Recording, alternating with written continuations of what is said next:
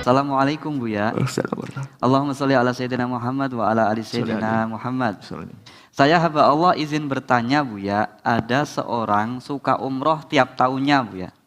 Tetapi saudaranya sakit, nggak mau bantu. Bagaimana hukum umrohnya Buya? Terima kasih Buya. Wassalamualaikum warahmatullahi wabarakatuh. Baik, ibadah harus betul-betul didasari rindu kepada Allah, keriduan Allah. Kalau yang dicari ridho Allah, maka orang akan keluar dari kepentingan hawa nafsunya untuk disanjung-sanjung dan sebagainya. Nah, umrah karena Allah. Dan kemudian di saat dia sudah sering umrah kan wajib hanya sekali. Ada pun umrah yang kedua, kalau ternyata sudah siap umrah, akan tapi ada saudara yang sakit dan sebagainya, dia batalin umrah, langsung digunakan untuk biaya saudaranya, jauh lebih bagus pahalanya. Memang sekarang ada orang beribadah dengan hawa nafsu. Hanya karena sudah tren umroh keluarga dan sebagainya. Wah, nah, ini adalah hawa nafsu. Tidak, saudara penting. Umroh wajib sekali. Selebihnya adalah, bahkan umroh yang wajib sekalipun, kita sudah daftar umroh. Yang pertama, kita belum melaksanakan kewajiban. Ternyata dari situ ada yang lebih penting. Maka kita boleh batalin umroh untuk membantu saudara yang fakir, yang perlu bantuan.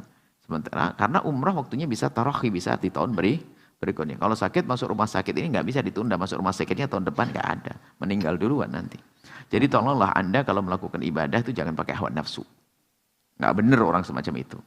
Bahkan alangkah banyaknya sering umroh keluarga dan sebagainya. Wah, action gayanya Masya Allah. Tetangganya, saudaranya bahkan, mungkin adiknya ini yang makan susah, sekolah nggak bisa dan sebagainya. Ini adalah budaya-budaya yang semula baik menjadi jelek. Budaya beribadah ramai bersama-sama kan bagus. Tapi jelek karena dengan hawa nafsu. Tidak. Harus kita ada kesadaran untuk nolong orang lain dan seterusnya. Haji, umrah wajib hanya sekali. Masya Allah. Baik. Tapi hukum umrohnya tadi tetap. Hukum sah-sah saja. Hukum sah diterima oleh Allah atau tidak. Karena hatinya, kalau hatinya tidak rindu kepada Allah kan tidak diterima oleh Allah. Biarpun kayaknya nangis-nangis depan Masjidil Haram. Jadi masalah sah-sah. Kalau bicara tentang sah, orang nyuri untuk umrah sah. Tapi nggak diterima hasil curian. Nah, kalau bicara sah-sah, karena umrah dohir, amal dohir, sesuai rukun-rukun syaratnya selesai. Cuman tidak ada nilai di hadapan Allah. Karena apa? Dia beribadah dengan hawa nafsu. Saudaranya sakit, tetangganya ada fakir, jerit-jerit, mas, nggak bisa belajar, nggak bisa makan. Dia enak-enak umrah. Hawa nafsu. Tidak seperti itu orang beribadah.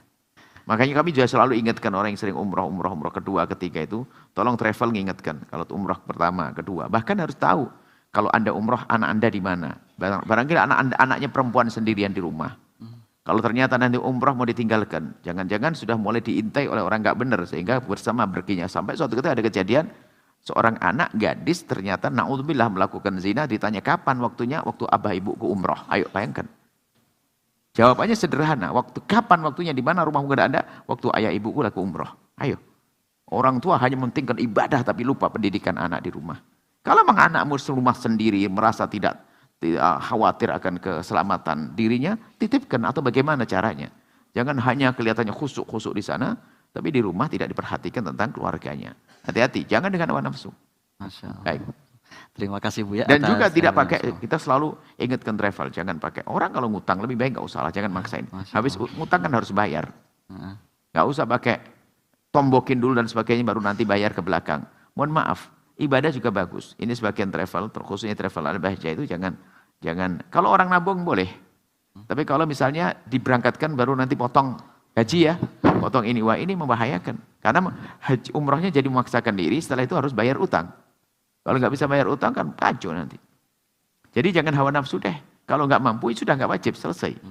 Kita melakukan sholat duha, setelah sholat subuh sampai duha duduk di masjid dapat pahala haji dan umroh sempurna. Lepaskan hawa nafsu dalam beribadah. Setelah Anda menyaksikan video ini, jangan lupa berselawat kepada baginda Nabi Muhammad sallallahu alaihi wa alihi wa sahbihi wasallam.